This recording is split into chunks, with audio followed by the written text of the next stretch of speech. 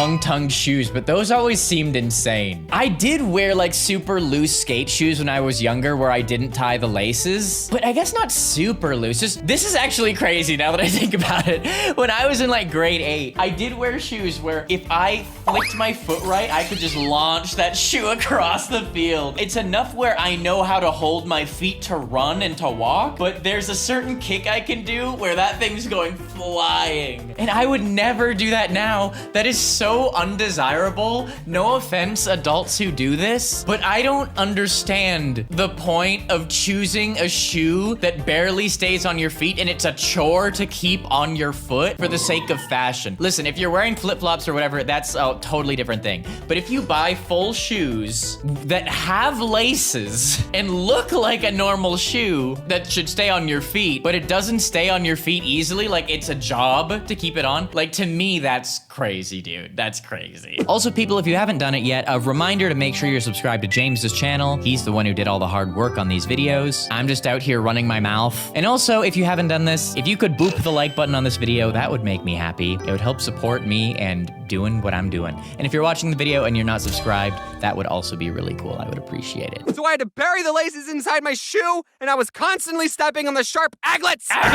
And all the cool kids saw my shoes and said, "Hey, James, those are some pretty fat tongues you got there.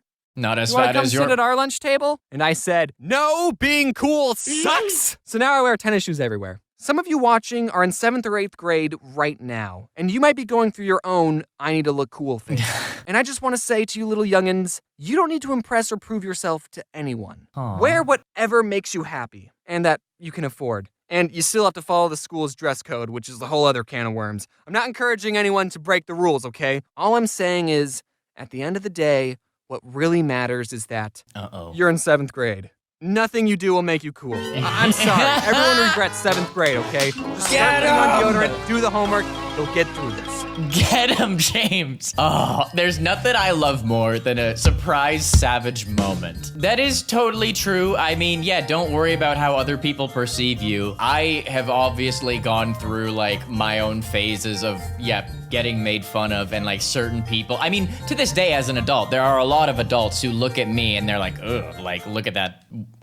You know, there are adults who judge me for the way I look, obviously. I mean, there's kids, I have YouTube comments. I always get judged for the way I look, but I don't care because to me and to the people who are like me, I think I look cool, which I know is like a cringy thing to say, but I like how I look and I like that I have my own style. I feel like I have my own style and I'm not doing it to like impress specific people, but I feel more like me when I'm dressed like me. And that's all you need to worry about if that even matters to you. Just feel like yourself. Literally be yourself. It's that simple.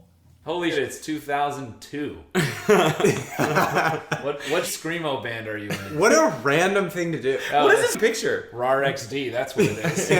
Anyways, that was a fun one. I had no idea what this video was going to be like. I thought it was gonna be like, you're ever in the aisle of a shirt store and the cashier comes up to you and says, "Hey, you look like you should wear pants on your head." Like, I thought it was gonna be, like, shopping stories. That totally was not how I expected that to go, but it was really good. Also, this feels like as good a time as any. I currently have shirts. The dumbest shirt of all time. If you guys wanna talk about not caring what people think about what you wear, there couldn't be a more I don't care what you think about what I wear shirt than this. I promise I'm gonna put out shirts that actually look good soon, but for now, we're gonna keep this in the store for a little bit longer. So if you wanna get that shirt while it still exists, robertidk.net, go pick it up. And yeah, that shirt will forever be an iconic shirt, I think. Now this one I'm very, very excited for. Growing up without people, which is kind of a hilarious title because it's a title that you have to be like at least in your 20s to really feel and understand. Because who even uses cable anymore? Cable at this point is outdated because your phone can do so much. Like, you definitely don't need cable to be a lazy screen addicted person like myself. But anyways, if you don't understand what he's talking about, if you're maybe very young, cable was had on TV. It was the channels. If you wanted to watch cartoons before the odd ones out, you had to turn on your TV, and if you had cable, you could go through the different channels and watch. But if you didn't have cable, it's just like like a world that you didn't have. And instead, you had to just be creative in other ways because the TV wasn't gonna do it for you. So anyways, I'm really interested to see this one. Let's go, people. 3, 2, ichi. Imagine if Netflix, YouTube, and Hulu never existed. What would you be watching right now? Would you be watching this?